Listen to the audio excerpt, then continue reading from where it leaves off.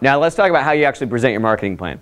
So I have an action plan, and I do a 30-day action plan personally.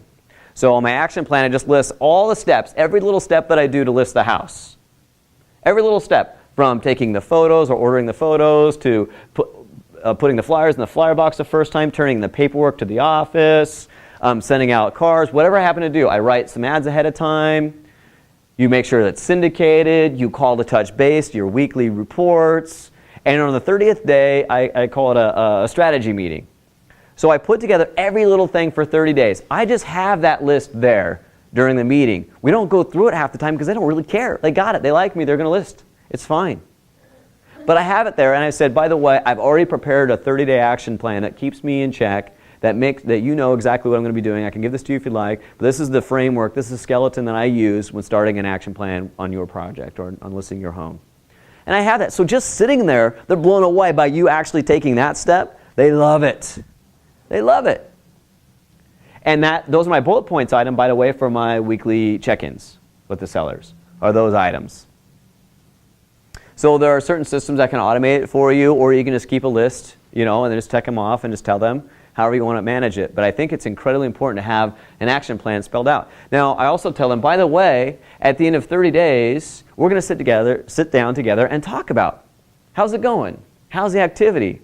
How's our communication? How are the showings going for you? Is it a pain just to get out right away? Do you want to do anything different, right? You're a partnership. So you're going to say, you know what, it was really great that one time when you left right away to allow that showing. Thank you so much. That makes my job easier. It's a partnership. So if they're doing something bad that's hurting your chances of getting that house sold, like they don't pick anything up, the kitchen's always a mess, they're not putting the dog out, whatever happens to be, now's your time to be honest with them about how that's affecting their possibility of selling their home.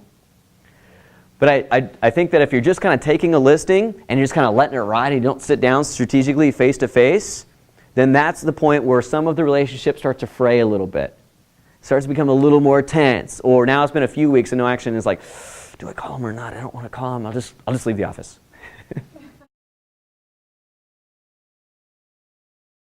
So the 30-day meeting, I sit down with them. I go, how's everything going? And they just, they tell me their hot buttons. I make sure I need to handle during the appointment. Then I bring them an activity report. So I said, of all the competition, here are the homes that have or haven't gone pending since we've been on the market. Let's look at those together. That is the single most powerful piece that you can provide at that time. So when you're sitting down with them and nothing has gone pending since the time that you've listed the home, a reasonable price range on either side or reasonable style or same area or something like that, how in the heck can it be your fault? It can't be. You have not. So some verbiage that I use, by the way, Mr. Seller, it looks like we haven't missed out on a single buyer. By the way, it looks like we haven't missed out on a single buyer. If there has been a couple that have gone pending, then I say, by the way, Miss Seller, there has been 3 homes that have gone pending since we've been on the market. Let's look to see is there a pattern? Have they all been bigger than yours? Have they all been lower in price? What has the commission been offered to the BAC? Anything. I'm just looking for any sort of pattern. Were they across 205 and we're on this side of 205? A little different elementary school. I just try and find a pattern and start connecting the dots with them. I've looked at it beforehand, so I kind of know why. Maybe they were just way better houses. And you can go back to your presentation, because remember when you did it, like I showed you, where you kind of lined them all up?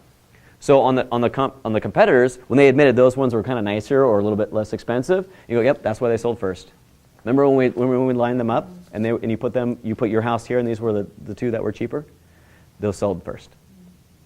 So it becomes really, really easy when you've allowed them to kind of see it that way. That's why I do that way. And then all of a sudden you bring what's gone pending during those 30-day meetings. Any questions on that?